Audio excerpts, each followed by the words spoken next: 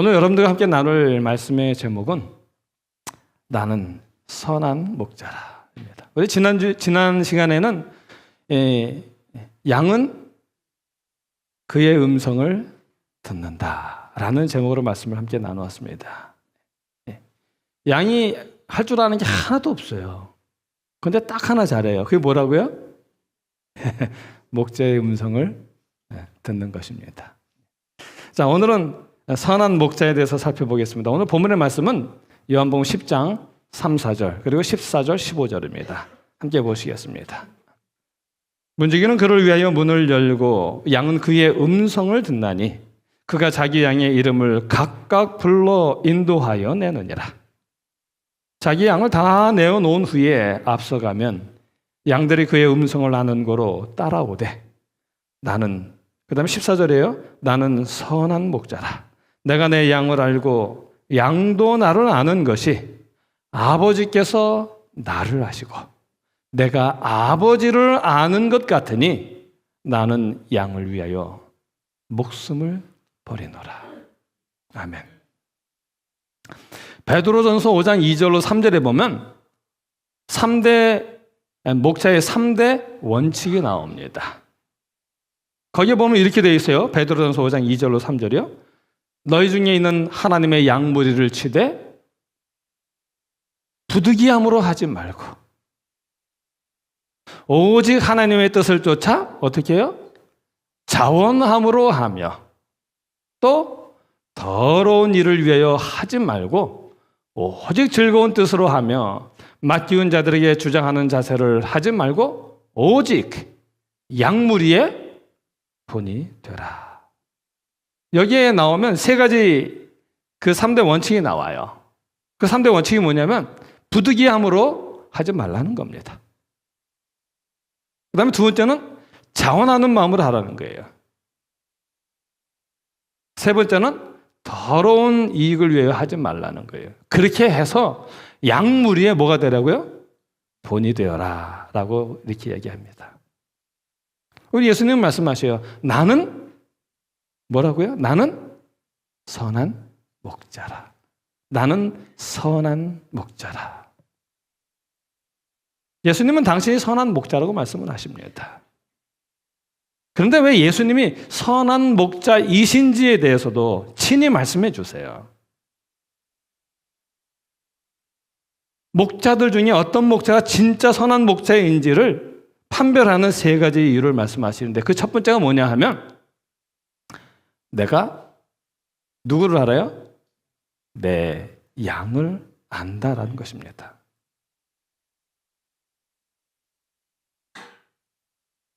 요한복음 10장 3절에 보면 이렇게 말해요. 우리가 읽었던 말씀이지만 문지기는 그를 위해 문을 열고 양은 그의 음성을 듣나니 그가 자기 양의 이름을 어떻게 해요? 각각 불러 인도하여 내느니라. 여기 그가 자기의 양의 이름을 어떻게 부른다 그래요? 각각 부른다 그래요. 그런데 어떻게 불러요? 양을 부르는데 이름을 부르는데 어떻게 불러요? 각각 부른다고 그러는 거예요, 지금. 양을 부를 때에 양의 이름을 불러요. 근데 부를 때 어떻게 하냐면 각각 부른다라고 이야기를 합니다. 이 각각 부른다는 이 말의 원어적 의미에 좀 더 가깝게 이야기를 하면 하나하나의 이름을 부른다는 거예요.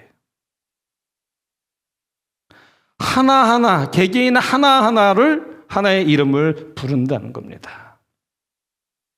근데 여기 보면 그가 자기 양이라 그랬어요. 자기 양이어서 자기라는 그 말은요, 원어로는 이디오스라는 말이에요. 그 이디오스는 뭐냐면 자기 자신에게 속한, 나에게 속한, 내 자신에게 속한 어떤 좀 더 강조적인 어떤 의미를 가지고 이디오스라는 말을 사용하고 있습니다. 그런데 여러분, 이 이디오스라는 말은 성경에서 특별히 양과 목자의 관계를 이야기할 때 정말 친밀한 관계를 강조할 때 사용하는 말이 이디오스예요. 하나님과 우리의 관계가 이디오스의 관계예요. 그렇게 친밀한 관계예요. 그냥 하나님께 속했다라는 것보다도 하나님 그분 당신 자신에게 속한 양들이다라고 이야기를 하고 있는 거예요. 강조하고 있는 거죠. 그래서 이 표현을 통해서 보면은 하나님은 그 양은, 목자는요, 그 양들을 정말 개별적으로 알되 그 양들의 속속들이를 다 안다는 거예요. 여러분, 목자가 양을 알면 그 양의 특성을 다 알겠죠. 그 양들마다 특성이 있는데 얘는 이런 놈, 쟤는 저런 놈하고 다 안단 말이에요. 하나하나 그들을 다 안다는 것입니다. 그래서 그 양 개개인의 상황도 알고요. 그리고 그 양의 생각과 그 마음까지 다 알고 있다는 거예요. 그냥 아는 게 아니라 다 아는 거예요. 다 아는 거예요. 그래서 그 양의 상황과 그 생각과 그 형편을 다 아니까 그 양에게 뭐가 필요한지도 안다는 거예요. 당연히 알 수밖에요. 그러면 무엇이 필요한지는 아니까 목자가 그 양을 위해서 무엇을 해야 되는지도 안다라고 말하고 있는 거예요. 그래서 원문에 가깝게 이 3절에 있는 말씀을 번역하면 이렇게 번역을 할 수가 있어요. 우리말에는 없지만 그 원어에는 헬라어에는 그리고라는 말이 있어요. 그리고 그가 자신의 양들을 하나하나 개별적으로 알므로 각각의 이름을 큰 소리로 불러 그들을 이끌어 가신다. 이런 뜻이에요. 조금 더 마음에 와닿지 않습니까? 선한 목자는 양을 압니다. 선한 목자는 자기 양을 그 이름으로 알아요. 아무리 그 양이 많아도요, 그 양이 수십, 수백, 수천이 되어도요, 그 많은 양들을 하나하나 그들의 이름으로 알아요. 그 이름은 누가 지어줬을까요? 목자가 지어줬죠. 그 목자는 그렇게 많은 양들을 하나하나 다 개별적으로 안다는 것입니다. 그래서 예수님도 14절에서 이렇게 분명히 말씀하셨어요. 요한복음 10장 14절에 보면 나는 선한 목자라. 내가 뭘 알아요? 양을 알고. 내가 내 양을 알고. 여러분, 요한계시록 그 2장 3장에 보면 7 교회에 보내는 기별이 나옵니다. 근데 그 기별에 보면 그 기별 속에 나타난 하나님의 4가지의 특성이 나타나요. 그 4가지의 하나님의 특성이 뭐냐면 첫 번째는 다 아시는 하나님이에요. 두 번째는 뭐냐면 칭찬하시는 하나님입니다. 세 번째는 뭐냐면 책망하시는 하나님이고 네 번째는 약속하시는 하나님이에요. 그 중에 첫째가 하나님은 우리를 아신다는 거예요. 여기 성경에 보면은 요한계시록 2장 9절에 보면 내가 뭘 알아요? 환난과 궁핍을 아노니. 우리가 하나님을 섬김으로 인하여 당하는 환난들이든지 그로 인하여 당하는 모든 궁핍을 우리 하나님은 아신다는 것입니다. 또 보면은 내가 어디 사는 것을 아노니. 참, 어디 사는 것까지 얘기를 하셔요. 어떻게 우리 하나님은. 그 다음 또 보면 내가 내 사업과 우리 비즈니스일까요? 이 사업이? 그건 아니겠죠. 우리 사명을 받드는 우리의 그 사업을 얘기했겠죠. 내가 내 사업과 그 다음에 뭐예요? 사랑과 믿음과 섬김과 인내를 아노니. 참 우리는 멀리 있으면 다 아름다운데 너무 가까우면 가까울 수가 없는 존재들이에요. 우리가 하나님의 그 큰 사랑이 아니면 우리가 서로 어떻게 섬길 수 있겠습니까? 나를 쳐서 복종하지 않으면 우리가 어떻게 서로를 섬기며 사랑할 수 있겠습니까?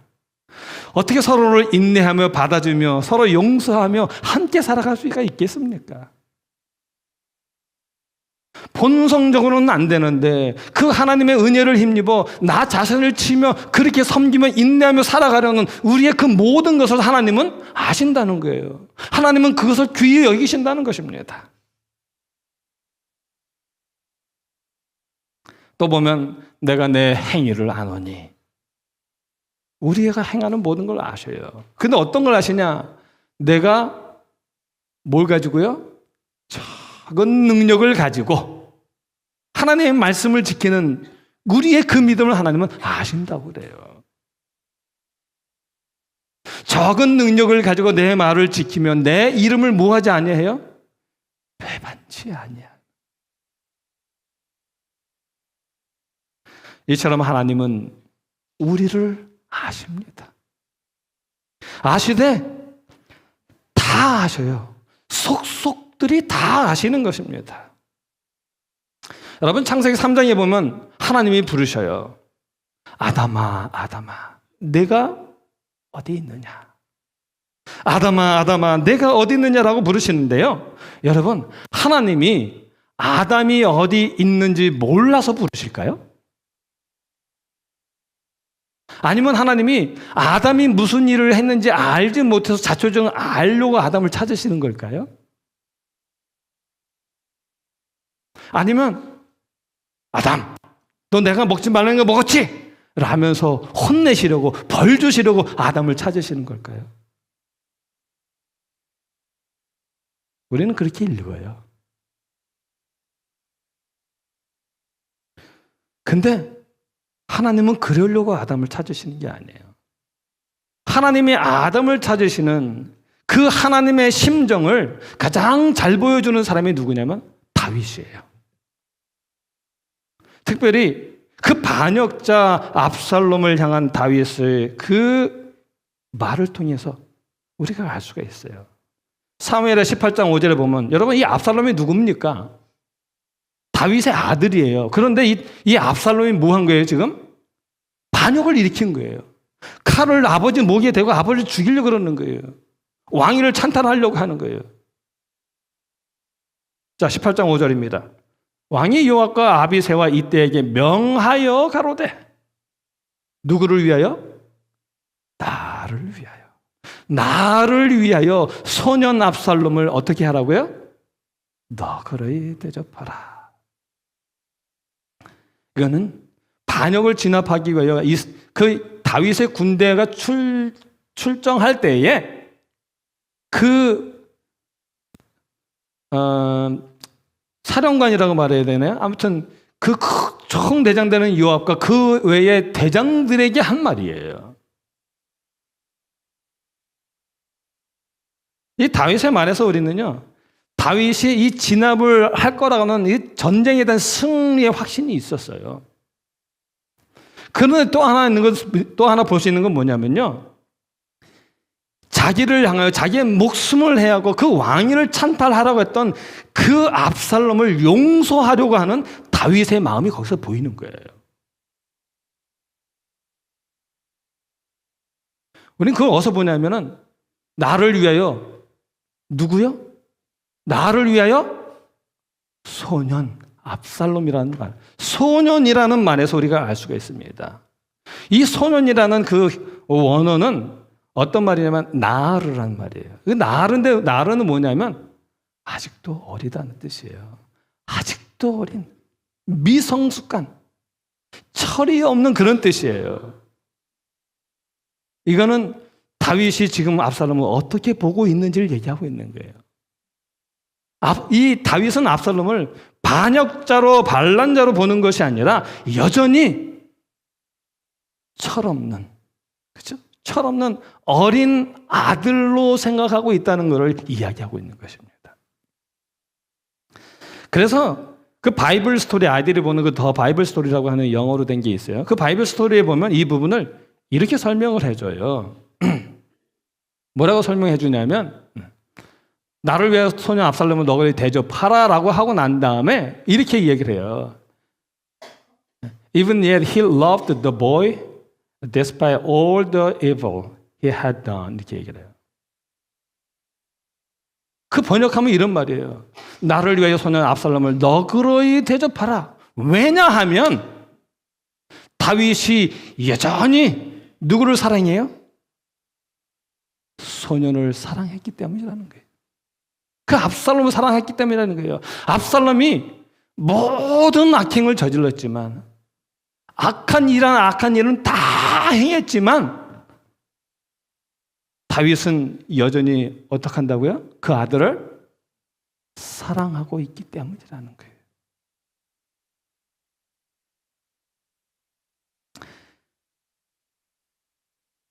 저희가 이 예종이를 위해서 예배를 드릴 때 이 책을 읽어요.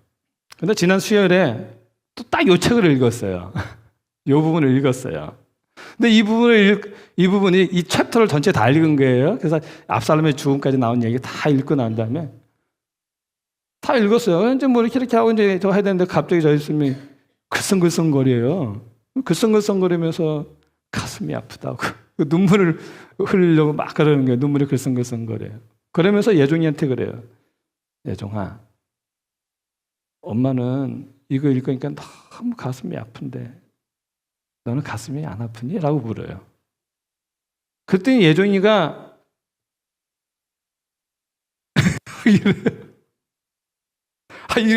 왜 나한테 이런 질문하지? 굉장히 의아스러운 표정을 지으면서 덤덤하게 이러고 있는 거예요.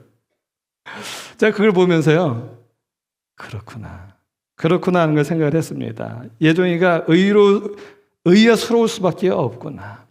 왜냐하면 이런 마음은, 이런 감정은 누구만이 느낄 수 있는 거예요? 부모만이 느낄 수 있는 거예요. 자식은 느낄 수가 없는 거거든요.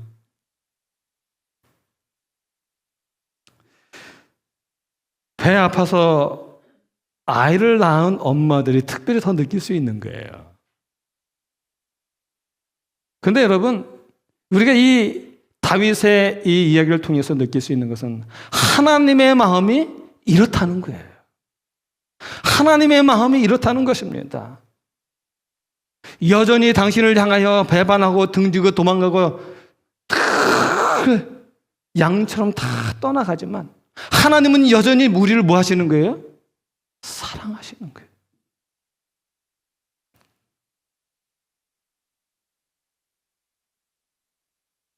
이게 하나님의 마음이라는 거예요. 이 다윗은 이 압살롬이 죽었다라는 소식을 엉엉 소리 내서 울어요. 그 사무엘하 18장 3절에 보면 이렇게 이야기합니다. 제가 성경절을 안 바꿨어요. 왕의 마음이 심히 아파 문으로 올라가서 우니라. 저가 올라갈 때에 말하기를 내 아들 압살롬아, 내 아들 압살롬아, 내가 너를 대신하여 죽었다면 압살롬 내 아들아 하였더라. 여기 왕의 마음이 심히 어떻게 해요? 아팠다라고 말해요. 심히 아파라는 그 말의 원어는 라가즈예요. 라가즈. 근데 그건 뭐냐면 떨다는 거예요. 전율하다는 거예요. 이 다윗이 압살롬의 죽음의 소식을 듣고요, 그 마음이 떨렸어요. 두려움과 슬픔으로 그 마음의 전율을 느꼈다는 겁니다. 극심한 충격과 함께 그 심장을 도려내는 것 같은 아픔을 느꼈다는 것입니다. 그리고 그는 슬픔에 빠졌다라고 얘기를 하고 있는 겁니다. 그런데 똑같은 말인데 이 영어로 된 바이블 스토리를 읽으니까 확 마음에 닿더라고요. 거기는 뭐라고 썼냐면 이렇게 써놨어요. 더 바이블 스토리에 보면은 데이빗 상상했다는 거예요. 데이빗 게스트. 무슨 일이 일어나는지. 그러고 난 다음에 하는 게 뭐예요? And was 뭐예요? heartbroken. 이 말이 그냥 확 들어오는 거예요. heartbroken.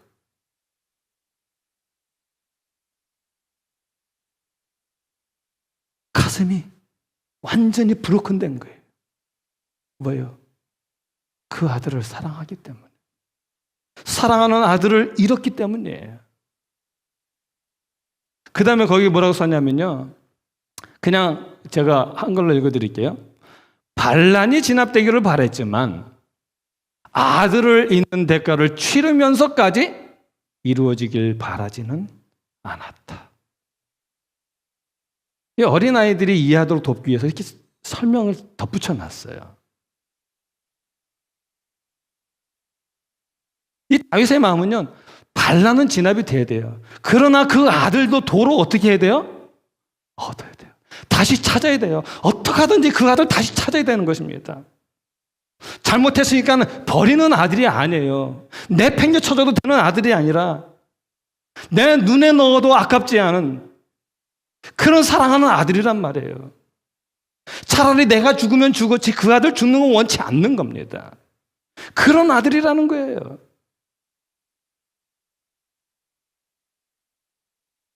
이것이 바로 하나님 아버지의 마음이에요.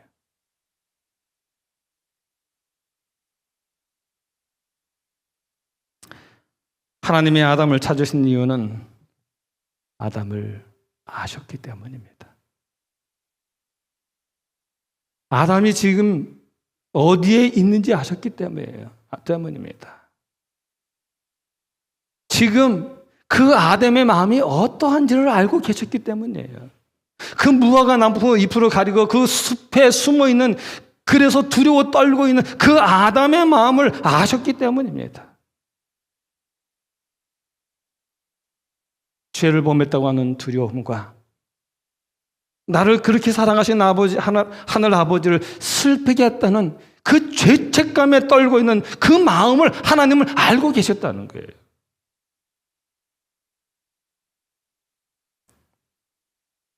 하나님은 여전히 아담을 사랑하고 계셨습니다. 그래서 하나님은 아담아, 아담아, 아담아, 아담아 하면서 찾으셨던 것입니다. 그를 찾아서 위로해 주시려고요.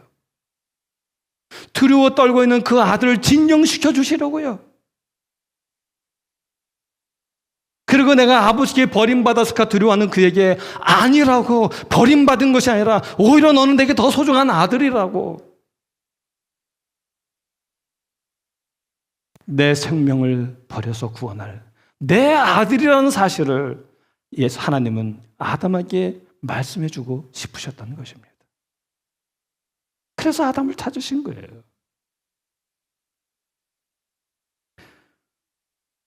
하나님은 우리를 아십니다. 이렇게 아셔요. 영감의 글 시대소망 480페이지 보면 이렇게 기록을 합니다. 각 영혼은 어떤 영혼이요? 각각의 모든 영혼은 마치 그가 구주께서 위하여 죽으신 어떤 사람이요? 유일한 사람인 것처럼, 유일한 것이니 버릴 수가 없잖아요. 끝까지 그것을 지켜야지요. 죽으신 유일한 사람인 것처럼 누구에게요? 예수님에게 잘 알려져 있다. 우리는 그렇게 알려져 있어요. 예수님은 우리를 그렇게 알고 계셔요. 각 사람의 고민은 그분의 마음을 어떻게 해요? 아프게 한다. 여러분, 부모가 제일 아픈 거는 자식이 당하는 고통이죠. 자식이 아파하는 것보다 부모는 한 10배, 20배, 100배는 아마 더 아파할 거예요.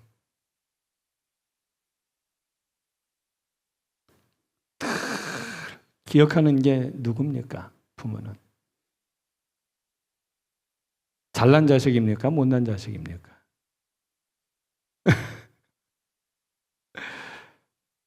저는 저희 큰애한테 항상 그랬어요. 뭐라 그랬냐면, 현종아, 동생들을 잘 좀 기억해 주면 좋겠다.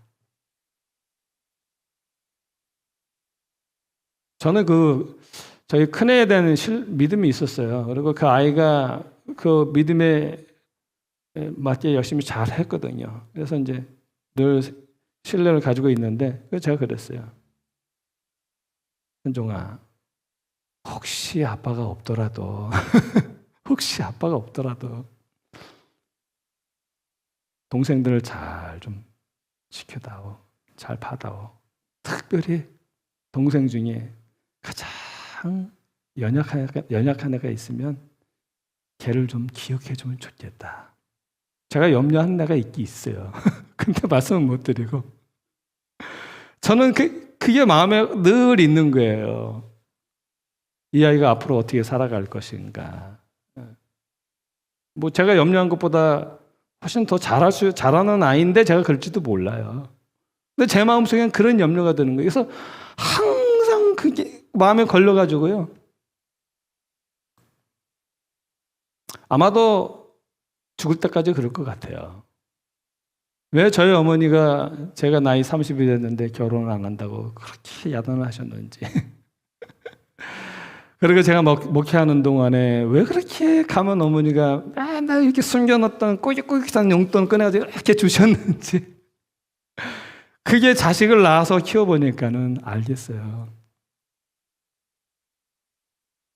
저희 어머님이 장한 어머니 상을 받으셨는데 저희 어머님이 40대에 혼자 되셔서 자식 5을 키우셨거든요. 근데 이제 그 자식 5을 힘든 중에도 어떻게 다 대학까지 공부를 시켰다고 장한 어머니 상을 받았어요. 근데 50만 원을 받으셨는데 그때 제가 천성교회에서 목회하고 있을 때였습니다. 갔더니 어머니가 장한 어머니 상 받았다고 얘기를 하시는 거예요. 저도 들었죠. 그래서 엄마 그거 어디 쓰실 거예요? 그랬더니는 이거 하나님께 드려야지. 나 교회 헌금할 거야. 제가 그랬어요. 엄마 10만 원만 주세요. 그랬더니 안 된다고 그래. 그래서 제가 그랬어요. 엄마 아들이 목사인데 아들이 그거 가지고 방문 다니고 여기저기 하는데 기름 좀 쓰면 좋죠. 그러니까 안 된다고 막 그랬더니 나중에는 애따가 주시더라고요. 근데 저희 어머니의 마음속에는 그거예요. 내가 죽기 전에 이 기승이 막내 얘를 결혼시켜야 된다. 어떻게 된다 생각하실 거예요. 저희 재작년에 우리 돌아가신 큰 누님도 저한테 그러더라고요. 매형한테 만나 그랬대요. 내가 기승이 집을 사줘야 되는데. 네. 나이 차가 많이 났다 보니까는 엄마 같은 누나거든요. 그러니까 이제 누나도 딸이 둘이 있고 다 있는데 이 막내가 걸리는 거예요. 얘를 어떻게 해줘야 되는데. 내가 죽기 전에 얘를 어떻게 해줘야 되는데.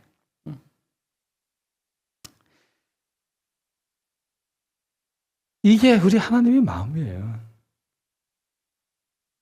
이따 마지막에 결론으로도 말씀을 드려야 되지만 하나님이 사랑하시는 존재들은요. 사랑받을 만한 존재들이 아니라 사랑받지 못할 존재들을 사랑하시는 거거든요. 왜 미리 말씀드리냐면 끝에 설명할 시간이 없을 것 같아서 그래요. 여러분 예수님이 사랑했던 제자들 우리가 다 알잖아요. 예수님 이제 그날 밤이면 잡히실 거고요. 내일이면 십자가에 달리실 건데 그날 밤에까지 제자들은 뭐 했어요? 서로? 누가 크냐고 싸우고 있었거든요. 지금 예수님은 십자가를 생각하고 계시는데 이 제자들은 십자가 아무 생각도 안 해요. 예수님은 구원한 일들을 위해서 고민하고 계시는데 제자들은요 서로 예수님 통해서 자기가 성공하겠다고 난리예요 지금. 베드로는 어떻습니까? 내가 다른 누구보다 더 예수님 사랑합니다라고 말하잖아요.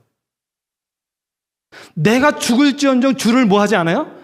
떠나지 않겠다고 했던 사람이거든요. 그런데 그날 밤 잠깐의 시간 동안에 예수님을 몇 번이나 부인했어요? 3번이나 부인하잖아요. 그리고 가룟 유다. 예수님은 그를 제자로 받아들이려고 하지 않으셨어요. 그러나 그가 예수님의 제자가 되겠다고 띠밀리고 들어왔지요. 그런 유다를 예수님은 받아들여 주셨고요. 예수님은 마지막 숨 거두시기 전까지 그에게 당신의 모든 사랑을 쏟아서 그를 회개시키려고 하셨어요.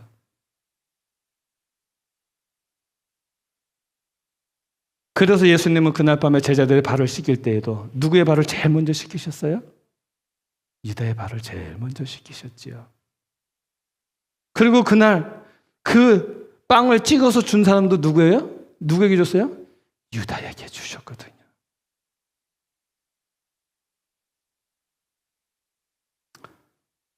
하나님은 우리를 사랑하십니다.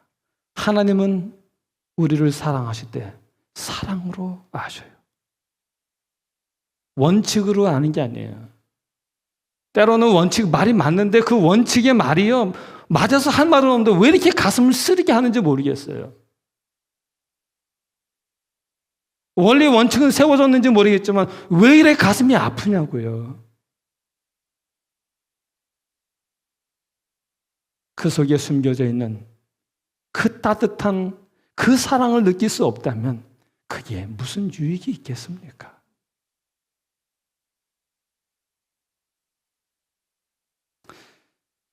그래서 예수님은 말씀하셔요. 나는 선한 목자라.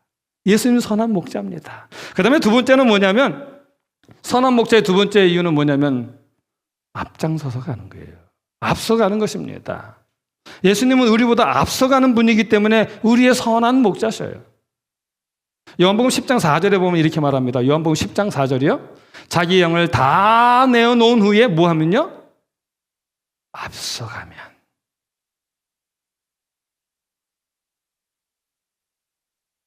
이 원문대로 직역을 하면 그래요. 양들이 그를 따라간다. 왜냐하면 그들이 그의 목소리를 알고 있기 때문이다. 양들이 그의 음성을 아는 걸 따라간다. 그 말이에요. 그래서 아는 고로라는 말이 뭐냐면 양들이 왜 목자를 따라가는지에 대한 이유를 얘기하고 있는 거예요. 그런데 그 시제가 뭐가 되어 있냐면 그 시제는 현재 시제예요. 그래서 지금도 계속 뭐 하고 있는 거예요? 따라가고 있는 거예요.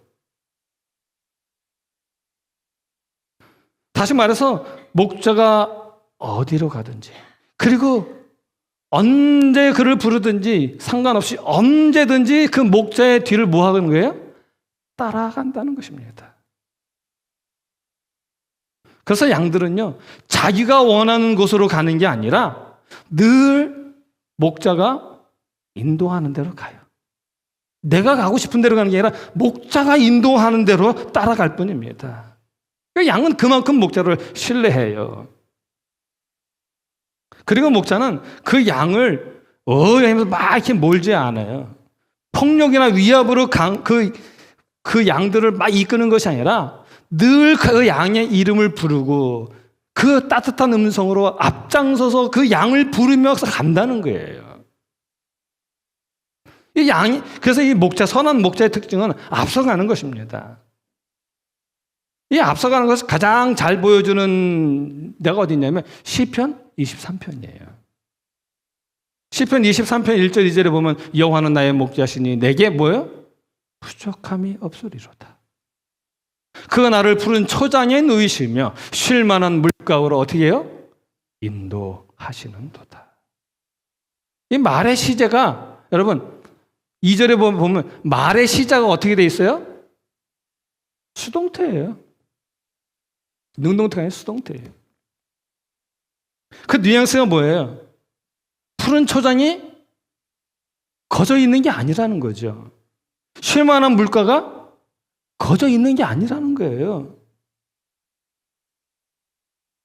누군가의 헌신으로 인해서 이게 다 이루어졌다고 지금 말하고 있는 거거든요. 말의 표현 속에. 누구의 헌신일까요? 그럼 누구의 헌신으로 푸른 초장이 마련이 되어져서 거기에 눕고 쉴 만한 물가에서 쉬고 그럴까요? 그거는 목자입니다. 목자의 헌신으로 인해서 이루어지는 일들이에요. 여러분, 우리가 잘 아는 것은 양들을 키우는 것, 양이 잘 자라고 번식이 잘 되는 곳은 어떤 곳이에요? 기후가 덥고 건조한 곳이거든요. 그러면 덥고 건조하면 푸른 초장이 많아요, 없어요? 별로 없죠. 그리고 물이 많아요, 없어요? 물이 적죠. 그래서 덥고 건조한 곳에서는 푸른 초장을 구하는 것은 하늘의 별 따기예요. 그래서 이 푸른 초장은 목자가 준비해 줘야 해요. 어떻게 준비할까요? 두 가지 방법이 있어요. 첫 번째는 뭐냐면 푸른 초장이 어디 있는지를 찾아내는 것입니다. 근데 낮에는 양을 쳐야 되니까 언제 돌아다녀야 돼요? 밤에 돌아다니든지 아니면 이른 새벽, 깜깜한 새벽에 다녀야 돼요.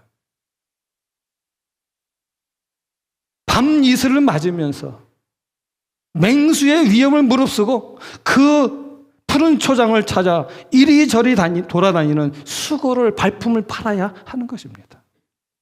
그 다음에 둘째는 뭐냐면 그냥 풀밭을 가꾸는, 초장을 가꾸는 거예요. 이거는 더 고된 일이에요. 우리가 알다시피 그런 곳은 옥토가 아니잖아요. 그래서 그 땅에다가 그 풀을 가꾸기 위해서는요, 그 땅을 파야 돼요. 그때 땅을 팔 때 큰 돌부터 다 걸러내야 되고요. 건조했으니 땅이 얼마나 단단해요. 그걸 다 일일이 손으로 다 깨갖고 고르게 만들어야 되거든요. 그 고단한 모든 작업을 다 하고 씨를 뿌리는 거예요. 이런 모든 수고를 통해서만 양들이 푸른 초장을 얻을 수가 있는 겁니다. 그 다음에 물을 구하는 것도 어려워요. 근데 이 물도 목자가 구해줘야 됩니다. 근데 목자가 물을 구하는 데는 세 가지 방법이 있어요. 그 중에 첫 번째는 뭐냐면, 물을 구하는 첫 번째 방법은 뭐냐 하면, 뭐예요? 제가 뭐라고 썼어요? 풀잎에 맺혀 있는 이슬을 먹인다. 이 이슬은 맑고 순수한 물의 근원이에요. 그래서 이 목자는요, 이 낮에 양을 치고, 그리고 양을 다 우리 넣어 놓은 다음에 밤늦게 그 초장이 어디 있는지를 찾으러 다녀요. 밤늦게까지. 그리고 그렇게 피곤하게 돌아왔는데 잠을 자는 둥 마는 둥 하고 이른 새벽에 이슬이 말라버리면 안 되잖아요. 그러니 그 이른 새벽에 일어나서 그 양들을 푸른 초장으로 데려가서 뭘 먹여요? 뭘 먹게 해요? 이슬을 먹게 하는 거예요. 그렇게 해야 겨우 물을 먹는 거예요. 또 두 번째는 뭐냐면 우물에서 물을 먹이는 거예요. 두 번째는 우물에서 물을 먹이는 것입니다. 여러분, 사막은 모래석에 물줄기가 형성이 되어 있는데, 그래서 이 목자는 사전에 그 물줄기가 어디에 형성되어 있는지를 찾아다녀야 된다. 다녀서 미리 알아놔야 돼요. 그런데 보통 그 물줄기가 형성된 곳은 어디냐면 사암층이에요. 그래서 목자는 자기 손으로 그걸 다 파가지고, 그리고 물이 고이도록 이렇게 만들어야 돼요. 우물을 만들어야 돼요. 그렇게 해서 겨우 양들에게 물을 먹일 수 있어요. 그 다음에 세 번째 방법은 뭐냐면, 높은 산에서 그 얼었던 얼음과 눈이 녹아서 흘러내리는 그 물을 계곡에서 마시게 하는 거예요. 그래서 이 목자가 그 계곡 어디로 인도하면 될지, 어느 길로 가면 안전할지, 어디가 위험한지를 다 일일이 알아봐야 돼요. 그리고 만약에 길이 없으면 자기가 직접 다 해가지고 길을 만들어야 되거든요. 길을 만들어서, 없는 길을 만들어서 양을 그리로 데려가서 물을 마시게 해야 되는 겁니다.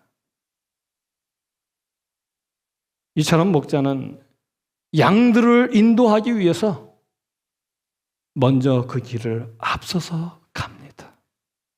자기가 먼저 가보지 않으면 결코 인도하지 않아요.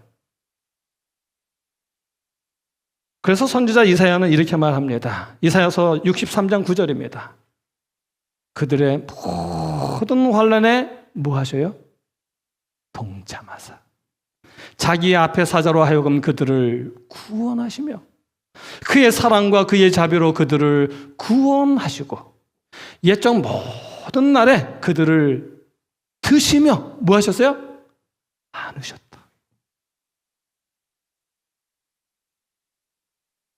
히브리서 2장 18절입니다. 그가 시험을 받아 뭘 받아요? 시험을 받아 고난을 당하셨은즉 어떤 자들을요? 시험받는 자들을 능히 도우실 수 있느냐라. 우리를 넉넉히 도우실 수 있다는 것입니다. 왜요? 그분은 우리가 가야 할 길을 먼저 가셨거든요. 히브리서 4장 15절입니다. 우리에게 있는 대제사장은 우리의 연약함을 동정하지 못하실 리가 아니요 모든 일에 우리와 똑같이 한결같이 시험을 받으신 이로되 죄는 없으시니라.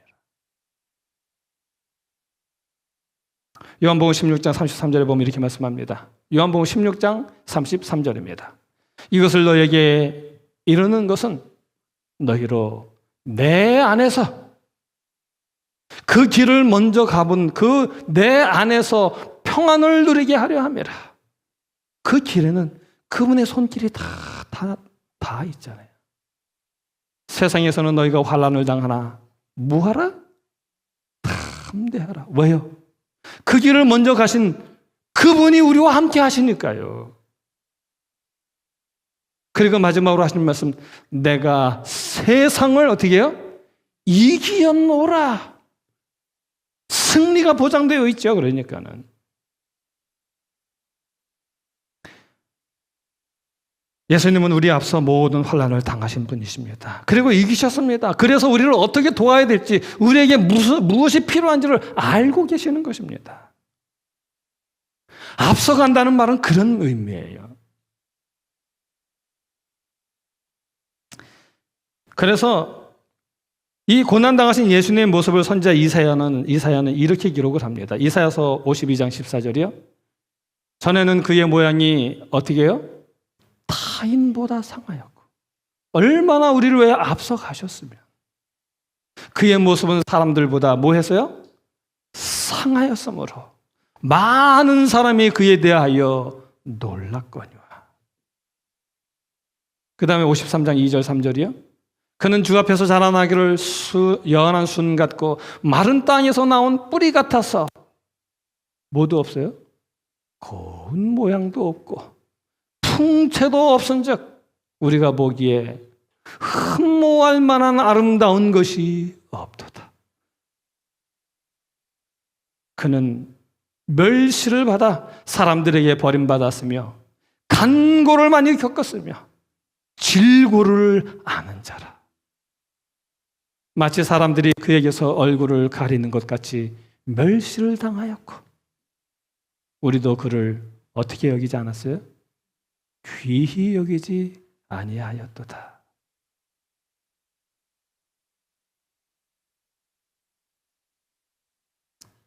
시간이 많이 가서 세 번째 거는 생략을 해야 되니까 그냥 말씀드릴게요. 하나님은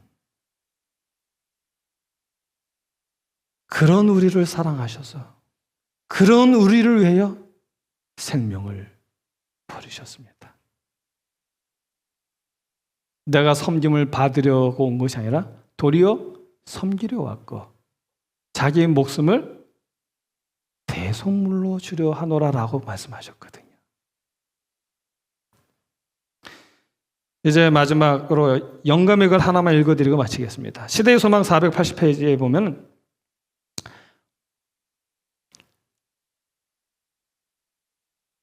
목자가 자기 양떼보다 앞서가서 몸소 행로의 위험을 먼저 당하는 것처럼 예수님께서는 당신의 백성에게 그렇게 하신다.